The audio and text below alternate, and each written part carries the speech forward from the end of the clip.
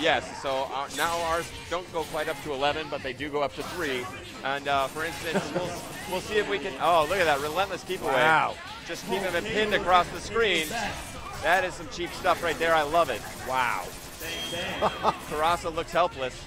Let's see if we can find a way in here. But yes, the level 3 supers. The one my favorite is Deadpool's level 3. So once again, we're seeing that you can aim the beam. Is that difficult? Is it a very subtle movement of the stick? No, it's once you basically fired off the super, it's pretty easy to just aim it, hold it in any direction, and you'll catch whoever's in your way.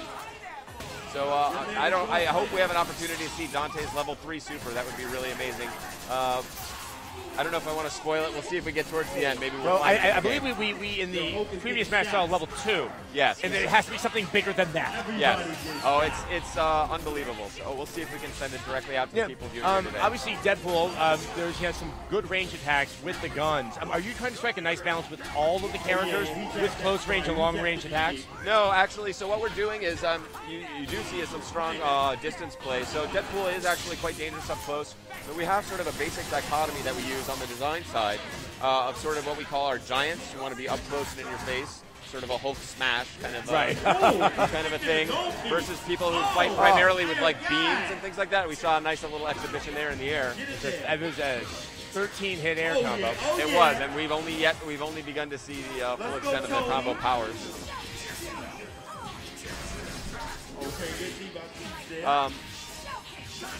Boy, it's hard to tear myself away from the action. There's just so much that's happening up on screen. It's so fast. Yeah. Well, the funny is that you and I also don't have some standardized terminology in terms of the moves. That we're kind of making it up as we're going along. You hit the nail on the head. Actually, Marvel 2 commentary, the action is so fast and furious in that game that what they're forced to do many times is use basically a series of shortcuts. So if you've heard phrases like "Where's your curly mustache?" Pringles, this kind of stuff, they're talking about very specific things in the game. To try and describe the action as quickly as it's happening, which is a challenge beyond us in some ways. I would like to acknowledge, and I'm blanking on the name, but one of the announcers from Marvel vs. Capcom 2 is absolutely astonishing in how fast he can get that information out there. Yeah, those guys are awesome. They're a special breed. I don't even think about trying to step up on that. I tip my hat to all of them. It really is remarkable skill. Commenting on Marvel is almost as hard as playing Marvel at the kind of level we've seen. We ran out of time. And with player 1 winning. That would be Keats. Yeah, he's taunting the crowd. Karasa's got a big smile on his face. He's having a good time. That's what's nice about it. It's an exhibition. I think next year when we see this, these smiles might a little bit more intense. The smiles might be something else. There may be tears and crying and some pain and joy and all of that glory that we've seen here today. So this one's going to be Chris Redfield and Morrigan on player 1. I think this is the first time we've seen Chris Redfield today. What are some of the unique characteristics about when he fights? Chris Redfield, basically, of course, from Resident Evil 5, has a number of his Resident Evil 5, or his Resident Evil period weapons at his disposal. So he fights with a lot of weapons and is able to really lock down his opponent at a great distance by using a bunch of guns, rocket launchers, and grenades. His grenades in particular are super nasty. It looks like he was brought in very briefly, I think, attempting an assist. I don't know if it worked out. Yeah. Is that one of the strong suits? Yeah, he's got a great assist. He's got a grenade. He just quickly throws out a grenade on the ground. That's not going to win you a match on your own, but what it does is sets up new opportunities. So while the opponent is dealing with that grenade, you're maybe dashing to the other side, setting them up for something new, and that's really the name of the game with Marvel. Thinking 2-3 steps ahead and trying to be in the mind of your opponent.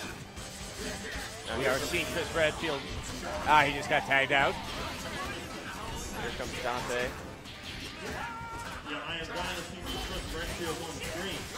Yeah, he's afraid to bring in Chris Redfield because it's sometimes difficult to tag in the opponent when you're fighting against somebody who's so vicious and on top of you so hard that it's difficult to bring. You just have to have that perfect timing, and then Yeah, you got to create your opportunities. Super. I think that's going to be blocked, and he's going to be very vulnerable, except what he did was cancel his vulnerability into a second super, and you can do that as long as you have the super meter. Yeah, I mean, that comes, it brings with it a great deal of risk. Indeed, yes, and you have to have the meter, you have to build it up in advance. So we saw Chris Redfield using his shotgun there. Now he's cornered by Hulk, and he tags in Morrigan. He's going to knock him down, and here's that combo we saw earlier from Hulk. The players are already really learning is a devastating from each other. combo. It really is. Hulk does a ton of damage. Oh, now he's used his ability, his X Factor ability, to cancel his recovery there. And that gives him a damage boost. For those that are seeing Hulk play so well, how is he balanced out to have some vulnerabilities? Well, basically, he gets hit like everybody else. In that sense, Marvel's... Oh, he can get hit like everybody else. Yeah, our friends at Marvel have been gracious in terms of allowing us to take some liberties with the way... Obviously. Yeah, basically, you don't want to have a character who just nobody ever beats, and he just that sits wouldn't there be and fun. absorbs the damage. Yeah, so that's worth calling out for sure. But yeah, he has this unique hit play style and a lot of Hulkish moves. But takes damage in this world. So maybe in this crazy Marvel vs. Capcom 3 world, something's gone wrong with the Marvel universe that allows Hulk to be damaged like the rest of our superheroes. There's one more attempt coming out of Hulk, and he is down. Darkstalker's Morrigan here is now doing what we call the old rushdown, which is the high-flying action, extreme speed, just staying all over him. Oh, here he's trying to chip him out. That's just firing Even if you're blocking, you're taking just a little bit of damage each time. It's true. Command damage, and the time has run out. That's one of the things about this game that we're actually adjusting right now is the clock.